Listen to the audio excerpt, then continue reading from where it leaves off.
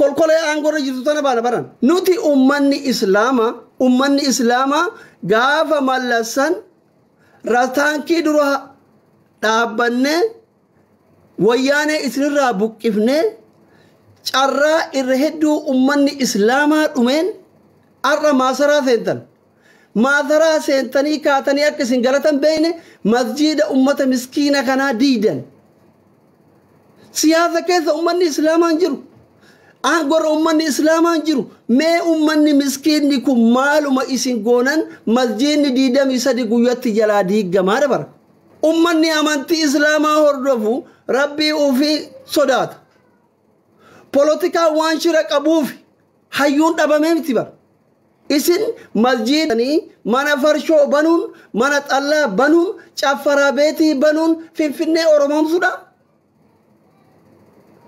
nuti oromoon amantii islaamaa akka isin masjiida keenya diidanii mana haraqee bantaniif isinii wajjin qabsoofne gaafii nu deebisuu qabdan haa isin mana amantii keenya masjiida rabbii diidanii qur'aana gubdanii mana xallaa nu ijaartaniif miti kaayyoon keenya sanaa miti galmi keenyas kanaa miti ummanni amantii islaamaa aangoo hin barbaadu politika irraa bilisa paartii siyaasaa hin qabu hogganni paartii kamiituyyuu ka amantii teennati miti sheekaa miti mee maal isin goonetti miskiinni maa jiraatadha moo maa salaatadha moo maal tutaanan maalinni jara barama so jara kenna hayyoonni kenna abbootiin amantii warri diin rabbii qomaa qabdan warri hadiisa qur'aana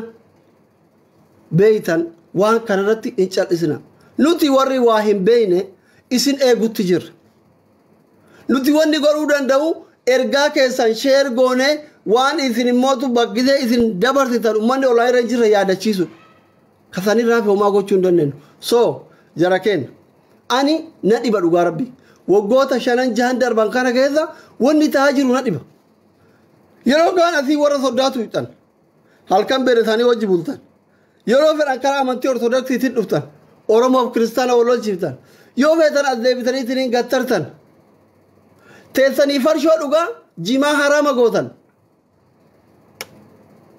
yeroo feetan gamana dhuftan ummata miliyoonan fixanii dhaabattanii sigaaraa wajji harkiftan yeroo feetan shan maareetanii wal balesanitan yeroo feetan hin araaramna jettan wal hiitan wal gadhiiftan nuti akka hawaasatti akka nama dhuunfaa badhee taa'ee isin laaluu tokkotti waan qabannee waan dhiifnu wallaalle gabaabaadhumatti nuti yoo salaatallee burreessine yoo amantii teennallee jabeeffachuu baanne amantiin teenna baduu irratti ummata jabaadha dhagayaa jirtanii yoo amantii teenna jabeeffatuu baanneyyuu sinigalee amantii teenna yoo jabeeffatuu baanneyyuu jechuun kiyya yoo salaata burreessineeyyuu yoo asirraa amantiin ala achi baanee nama arrabsineeyyuu safuu eeggachuu dhabneeyyuu diin rabbii keessaa baanee safuu waan akkasii hojjenneeyyuu amantiin teenna baduu irratti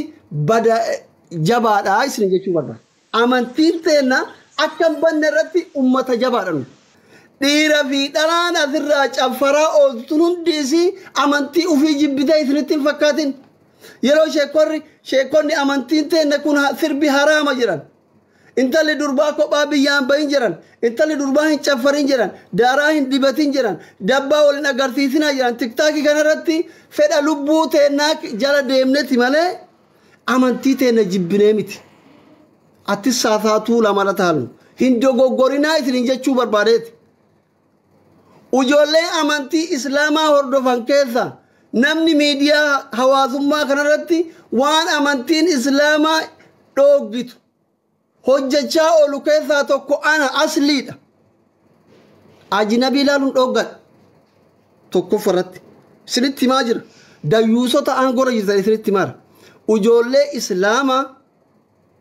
ujoollee islaamaa tawaan amantiin teenna dhooggitu miidiyaa hawaasummaa kanatti dalagaa oolu hordoftoota baay'ee qabu keessaa tokko ana yeroo sananii amantii tiyya jibbeesitti hin fakkaatin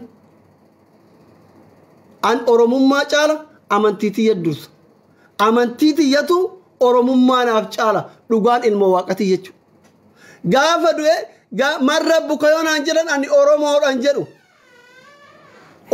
jedhu baran sigale hundi kenna kullu nafsin zaa'iqatul mawt ni duuna bar ni kaafamna bar itti gaafatamna bar waan irra dalagaa jirru kan akka itti gaafatamnu ni beeyna bar yaa rabbi ka akira kenna tolchi jiraatu madalayna lubbuu teena dhogguu dadhabneeti malee amantii jijjiirannee miti bar jijjiiranneeti miti amantii wallaallee miti ujoolleen islaamaa ta'atirraa caffaraa ooltu qucci bidigii ol gaysaa ooltu shaaworii wal gachaa ooltu daaraa dibataa ooltu hundi isii amantii ofii wallaaltee miti jibbitees miti no hundi isaanii warri jala taa'ee ilaalullee yeroo dabarfachuuf waggaa 150 gabroomne bara dhufaa darbaa hin boonna yeroo tokko dhufnee carraa miidii teknooloojiin ture kanaan bashannannaa waan jedhuun obsanii keessa achi bayanii dimbara wasana darbanii kolfan malee amantii ofii jibbee miti hundi isaa sinigalaara kanaaf nuti amantii keenyaaf lubbuu keenya kennina sigale masjidni ati diide nu warki ati ijaartu tokko hin jiru never sitti mara akka oromootti siin jedha nuti akka oromootti islaamni akka guutuu addunyaatti tokko akka sabaattu yoo fudhanne ummata uf danda'u harargeen guutuu muslima barna al-shaklak maal abbaa keettaata gaafa amantii islaamaa tuytu arsiin guutuu muslima bar jimmi guutuu muslima bar shawaan gimmaayni muslima bar wallaggi akkasuma bar harka parsantiidhaan akka oromootti ummata amantii islaamaa hordofutu irra guddaadha bar ummata galaana kana ufitti kaaftee gareen muraasni tokko eessa abbaa keetii seenta hogganaa dhabuun mala akka keessan makiinaa bareedaa dhabuun mala qawwee dhabuun mala sigala xiyyaara diroonii dhabuun mala diin rabbitu eeggata nuti sababaadha akka ittiin gaafatamneef osoo ati maal eeydu masjidni kiyya diiggama osoo ati maal eeydu qur'aanni kiyya gubama jennee gaafa duune guyyaa qiyaamaa akka ittiin gaafatamneefi malee sigala diin ofii rabbitu eeggata jechuudha sigale sinigalaara akka Itoophiyaatti yoo fudhanne amantii islaamaa kamillee balleessuu dadhabee ati balleessita yaa gowwaa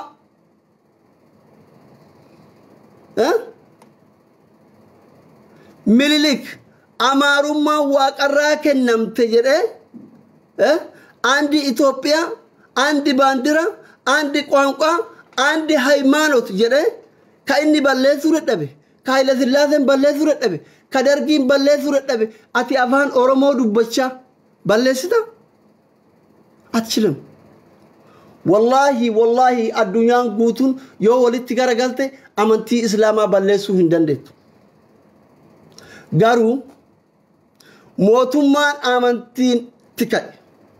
amantii islaamatti ka'e biyyi ummata islaamatti kaate hin guddatus hin barakattus yeroo hunda hiraari yetimattaa darsum kana jechuun amantii miitanii miti ofii miidhamtanii jechuudha mallasaan waggaa 27 zanaa fataa jedheetiin jiraataa ture bar gaafa alhabaashin Itoophiyaa fide gaafa alhabaashin Itoophiyaa fide sammuun qawwate bar ummanni islaamaa ummata miskiina ummata qalbii qulqulluuti ummata shiran qabne wannummaan isaan siyaasa keessaa dhabamaniif siyaasa Itoophiyaa diqaalaa kana keessaa dhabamaniif waan nama zollamuun feenefi waan lubbuun namaa haraama taatefi siyaasni shira mee nama sheekaa jabaa tokko sheeka guddaa kafaa keessa jiru tokko as fidaa nama rabbii ufii sodaatu nama diin rabbii qomaa qabu guddaa tokko jechuudha ka bolola aangoon qabne nama jabaadha sheeka diin rabbii qomaa qaba nama jedhamu amantii makaafaa'oota karaa nagayaa tana keessaa fidaa jira yoo jiraate maqaa barreesse jira hin jiru maaliif xiinxa karaa nagayaatiin qabsaa wallaananiiti hin wallaalle waan polotikaa keessatti dalagamutu shira. Siyaasa jechuun shiraan wal kuffisaa, maqaa wal balleessaa, wal ajjeesaa, kaan hiyyoomsaa, kaan duroomsaa aangoo qabachuu jechuudha. Amantiin teenna namni lubbuu tokko baase akka waan lubbuu addunyaa kana jirtu hunda ajjeesetti. Namni du'a lubbuu takkaa oolche akka waan lubbuu addunyaa kana jirtu oolchetiin hunjetti. Kanaaf keessatti hin hirmaanne namni diin rabbii qomaa qabu polotikaa keessatti. ABO keessa ishee ni jira. PP keessa ishee ni jira. Hin jiru. Maal biyya bulchuu wallaalaniiti?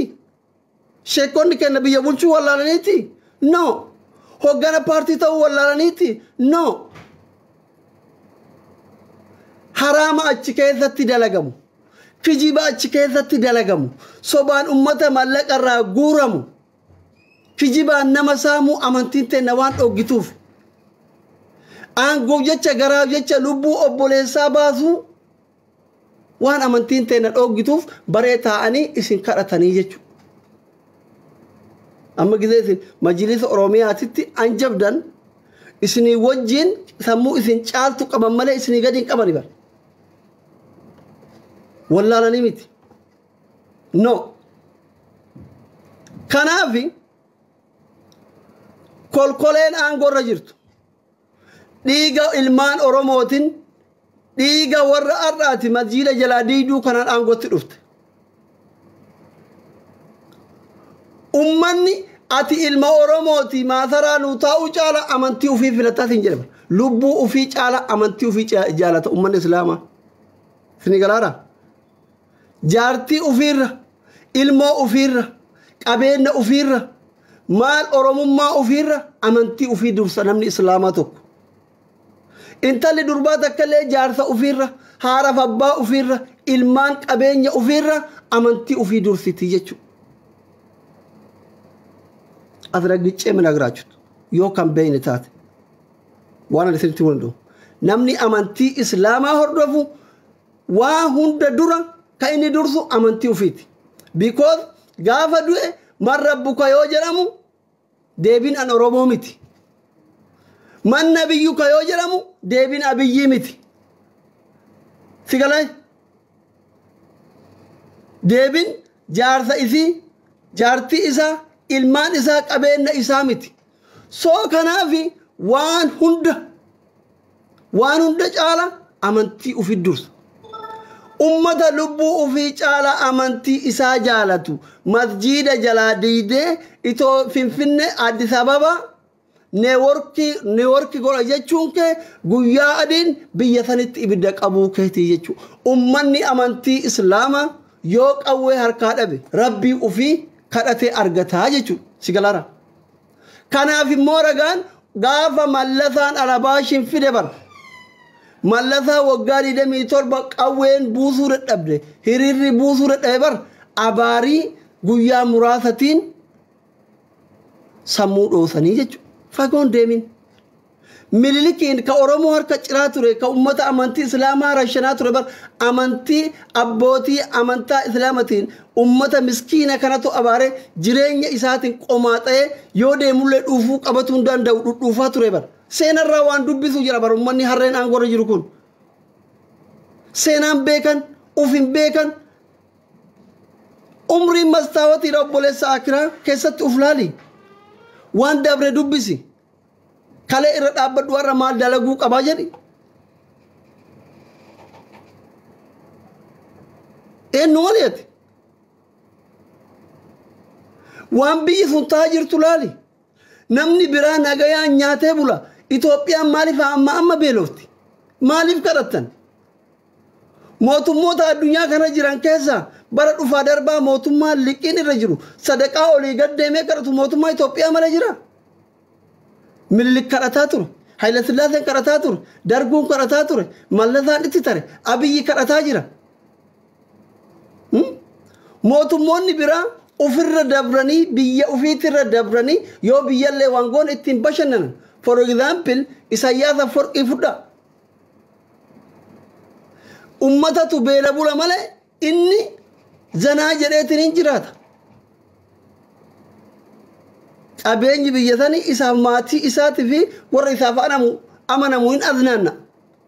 ka Itoophiyaa kun waan halkan bara dhufaa darbaa ima karata waan kafaltufaa dhabdee humna ofiitti ol liqeeffatanii dhiifamaafii jira miliyoona meeqa dhiifteef dhiyoo kana Chaayinaan Ameerikaan qaba biyyaan koo qabatu amma holiqii meeqa sirra jira maaloo amma maallaqa liqeeffattee masjiida diidee shaggariin nu ijaartu liqaan sun sitti hafee kabaru bakka fiddee kafaltuu hin qabne shaggar finfinne leen akkuma jirtutti taatee masjiidni lee akkuma jirutti ta'ee suutaan dalagee ummanni gaafa biyyi guddate yoo shaggariin ijaarte maa rakkoo qaba bakka fiigichoon dhaqaan suutas deemanii madaqanii bara isaayyuu waan si ajaa'ibu wana hunda caalaa waan si ajaa'ibu jibbiinsi jarri warri aangoorra jirtuun amantii kennaaf qabdu ka humna hin qabne ka mallaqa gahaa hin qabne liqeeffattee masjiida rabbii diidi masjiida diidam isa diidee masjiida 130 diiguuf deemti okay mee haa isin gaafadhu masjiidni yoo kaartaa bilaanii yoo qabaanne erga diigame beeta kiristaanni kaartaa bilaanii qabu hin jira Itoophiyaa keessa wallahi hin jiru ani nama sheekaa nama guddaa nama biyya san keessa beeku bilbilee fi seeraan gaafadhe sirriitti Itoophiyaa keessatti yaa asli naan jedhe nama guddaadha yaa ilma kiyya naan jedhe Itoophiyaa keessa masjiidni kaartaa bilaanii qabu tokko hin jiru dhugaadhaa jedhe because maaliif masjiida gizee ijaaramu humna mootummaatiin miti bara dubartiin sabbata ofii hiikkattee qotee bulaan tokkocha qabu gurguratee naggaaden waan guyyaa argaturraa walitti bubbuufamee namuu naannoo ofiititti ijaarata bara osoo akka mootummoota biraa baajata kee ati baaftee lafa kaartaa bilaanii qabu kennitee ofii ijaarte no problem beeta kiristaanis akkasuma Itoophiyaa keessa manni amantii tokko ka kaartaa bilaanii qabu hin jiru okay ati fi Addis Ababaa shaggariin godhuuf masjiida qofa sitti mul'ate beeta kiristaanni maa sitti mul'ati waan ati kiristaana taate fi waan niitiin ta'e amaara taate fi dhugaa walitti himna jechuudha manni amantii pheenxee maa sitti mul'atin waan ati achi deemtee hudduu namaatti sagadaa oltu fi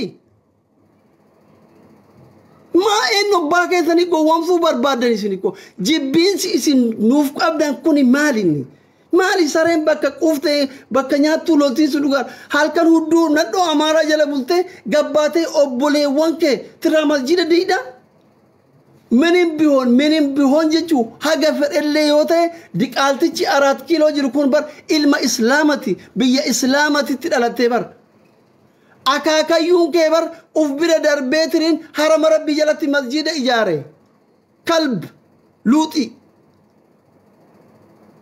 nama gudi bar an amma akka an beekutti wallahi gandi hundu wan danda'u qaba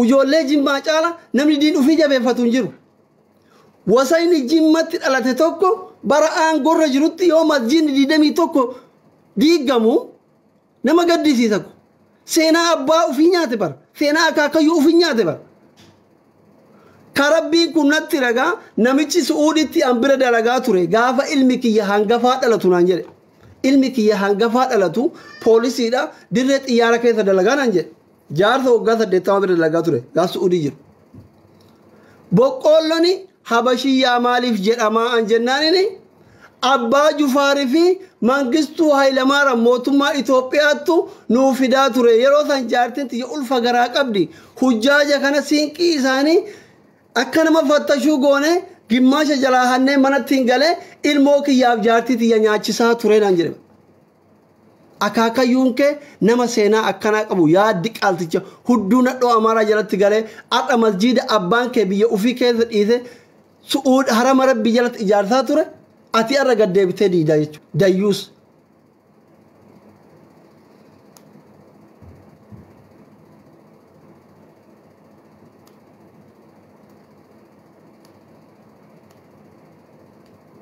nama gaddisiisa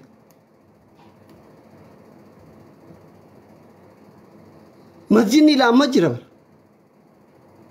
akka Oromooti ilmi Oromoo tokko dirree haramaatti Makkatul Mukarramatti masjida ijaaruun seenaa amantii Islaamaa keessatti akka Oromootti nu boonsa bar arra warra kaleessa ubbira taree Makkatti masjida ijaaraa jiru san yoo arra ilmaan jaraa gabbaatee guyyaa tokkotti masjida 23 diidee masjida 130 diiguuf karoora keessa galchitu iraasen axfa bakka jirtutti uf ajjeeti si gora bar waan akkanaa dhaga'u caala gaarii miti sirrii miti kun uf sirreessa no nuti ummanni amantii Islaama siyaasa keessan caala amantii teennaaf duuna Oromummaa caala amantii teennaaf duuna ana isinitti baana asraggicee mina garachu hin beeytan asliin EPP miti hin beeytan dhaaba fedhe gaafisan gaarii dalagan yoo jabaadhu jechuun illee baadhuun cal'isa gaafisan badii dalagan illee hedduu ittiin bu'u no garuu wanni isin ifatti nu beekuu qabdan Muhammad Faatumaan Faatee Muhammadoon dayyuuni isin asira laaltan tun hundi isii jechuudha Oromummaa caala amantii ufit dursitii kun dhugaa lafa jiru polotukaadhaaf yeroo tokko Oromoo taane dhalanne Oromoo taane jiraanna Oromoo duune taane tinin duuna Oromiyaa irratti duuna this is fake kuni fake dha politiksiidha sun soba sun because gaafa andu'e man rabbuka gaaf jedhamu an Oromoodha jechuun danda'u Allah jedhama man rabbuka gaaf jedhamu Allah man nabiyyuka gaaf jedhamu akkasuma alayhi salam man diinuka diinal islaam kana deebifta bar okay duraani gaafa isin nalaaltan ani giftii barbaacha fi miti please warri giftii kannaa jirtan mubee galatoom isinitti mee bar akiri isinitti mee bar mucaana malee canaa kenne kuni guyyurraa daaraa dibataa oola hingaan galata qaaraa nyaata barbaree dibata bashannanuu fi garuu Oromummaa caalaa amantii ufiitiif du'a abbaan isaa imaama isinitti maa argitanii hiriyyaa kiyya ani durriyyeen asirraa hudduu dhalaa isin agarsiisaa oolu kun wallaahi billaahi kun rabbi edana bulchin ilma sheekati abbaan kiyya imaama ina ana mubarakin caala namni hudduu dhalaa oliga oofu jira akka Oromootti asirratti isinitti maa rabaran ragaa qabatamaa wajjin mubee abbaan isaa imaama masjidate rabbi rahmat isaanii haa godhu rabbi jannata haa godhu ana abbaan kiyya ilaa ar'aantana luqqeettu bakka inni an salaatu ganama bishaan qorraa ka'ee dhiqachuu du luqqeettuun tun dhukkubduu jira inni kasaraan dha'e kaateen salaatu jedhe maatii akkanaa kanarraa dhalanne nuti lubbuu teenya gaqqabuu dadhabne shayxaanin wasaawwasee hudduu dhalaa laalla malee amantii teenya jibbinee miti never ever sinitti maaraan qoosaa dhiisaa nuti amantii teenyaaf duuna ila qabsoo biyya galuu dinnee miti yoo isin amantii teenyarraa taa'uu diddaan gallee dhumnaa isinitti maa dabar karaa gabaabaa Oromummaaf 4 kiiloo seenuuf Oromoon bilisoomuuf bosonaan seenne miti amantii keenyaaf gallee duunaa jechuudha isinitti maara achira maaranyaa lomna garaachu karaa gabaabaa sini galee gara feeten dhufi ummanni Islaamaa mukatitti naqee halkan tokkoon si buqqisa afaan qawweetinuu yoo sittin dhufne du'aayin si buqqisa rabbi si buqqisa hin buqqaataa taa'i kanaaf immoo abbaan buddeenaa kee kasi barsiise kashira si barsiise kasi ergataa ture bar alhabaashin fidee yaa rabbi mallasaa sammuu qabi masjida hundaa xiqqaa guddaan ummanni Islaamaa kun itti ka'e mallasaan qabsoon buqqa'uu dide qawween abaan buqqisuu dadhabde kajaarran abbaa gadaafaa qawween buqqisuu dadhaban du'aayii ummata Islaamatiin sammuun dhoote jechuudha du'aayiin ummata Islaamaa nikularii ati liqeeffattee turkiraa liqeeffattee tigrootan cafaa baate san caaltii sin jedha ati 4 kiiloo dete tigraayitti ergaa turtee miti ummanni Islaamaa bakka taa'u rukuu alama saraatee daaraa si godhaa warri aangorra jirtan warri masjida diidan lakkaa hin dhayamtanii haga wallaaluma kiyyaatti isinitti hima dhiisa Nikulariin ummata amantii islaamaa kireeffachuu hin barbaachisu. Bituu hin barbaachisu. Rimootii hin barbaachisu. No. Never ever. Miti. Ka Turkiiti miti. Ka biyya biraa yoo fidde. No. Jalaan deebu. Dhiisaa. Gaarii miti. Isiniif gaarii miti. Diin keenya waa tokko hin ta'u. Nuti akka rabbi nu gaafanneef dubbanna malee amantii ofii rabbitu eeggata. Ni eeggata. Isini galee. Garuu yeroo masjiidni kiyya diigamu maal eeydaa? Ati maal godhaa turte? Yeroo kitaabni kiyya gubamu ati maal godhaa turte? Gaaf jedhamne lakki dura dhaabbadheeraa gaafii ofirraa deebisuufi nuti. Qabri nu eeggata. Dirqama keenya bayataa jirre malee yoo nuti guutuu callifne diin ofii rabbitu eeggataa jechuudha. Aksaa laali. Guyyurraa boombiin itti darbama. Maan gubanne? Maan banne? Maaliif hin irranne? Guutee salaatama bara. Fakkeenya fudhachuun qabdu kanarra. Karaa gabaabaa sammuun qabdu masjiidul aqsaa laali siin jechuu jira bara. So warri irra ilma abbaa gadaati. Ilma Oromooti.